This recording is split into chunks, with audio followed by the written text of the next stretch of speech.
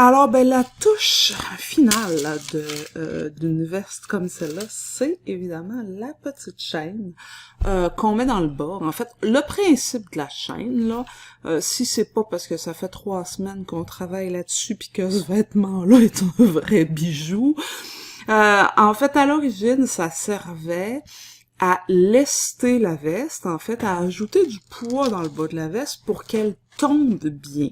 Donc, en fait, la chaîne, c'est comme une pesée, mais c'est aussi quelque chose de très chic. Il n'y a pas grand-chose à savoir sur la façon de mettre la chaîne, sinon qu'on la coud, en fait, un point par maillon, donc un point de chaque côté de chaque maillon, donc 2 points de couture par maillon.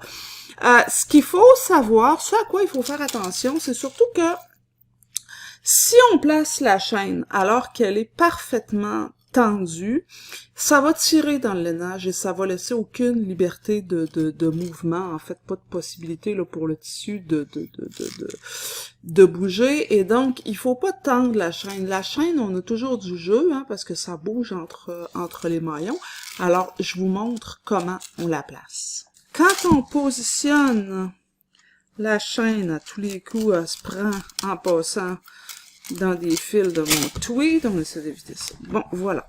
Alors, quand on positionne la chaîne, hein, habituellement, on la positionne soit dans le bas de la doublure, soit à la jonction là, de la doublure et du tweed.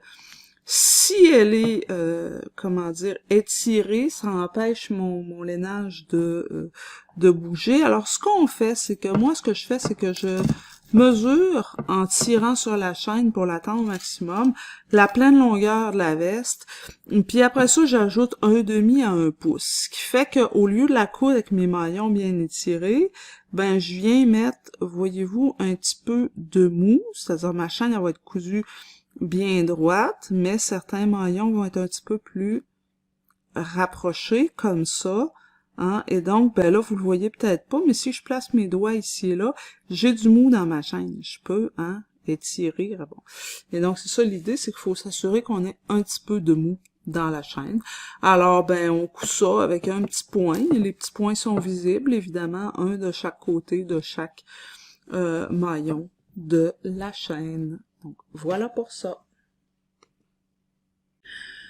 La chaîne que j'ai utilisée et que j'ai mis dans le bas de ma veste, elle est relativement petite. On peut pas dire que ce soit, ça ajoute beaucoup de poids.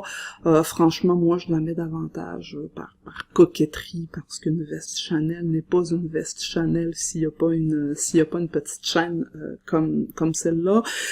C'est de la chaîne, celle que j'ai utilisée, qui est faite pour la bijouterie, en fin de compte.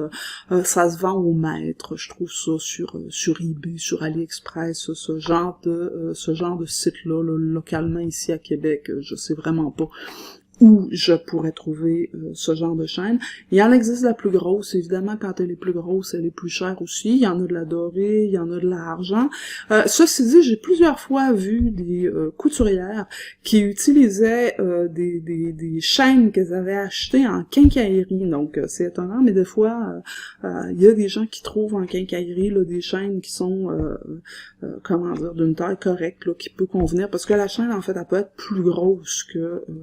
elle peut être un peu plus grosse que celle que j'ai utilisée. Si vous comprenez l'idée qui est de lester la veste, ben là, évidemment, on veut pas que ce soit trop lourd non plus, ça rendrait la veste, à la limite, inconfortable, mais c'est parfois plus gros que ce que moi j'ai utilisé. Donc, à voir, hein, en quincaillerie, en bijouterie, dans des boutiques spécialisées dans l'équipement ou le matériel, le bricolage, d'artisanat. Donc, fouillez, vous allez certainement trouver ce qu'il faut pour apporter cette touche finale. Alors, ben voilà, j'espère que ça vous a plu et que vous aurez du plaisir à faire votre veste et à la porter.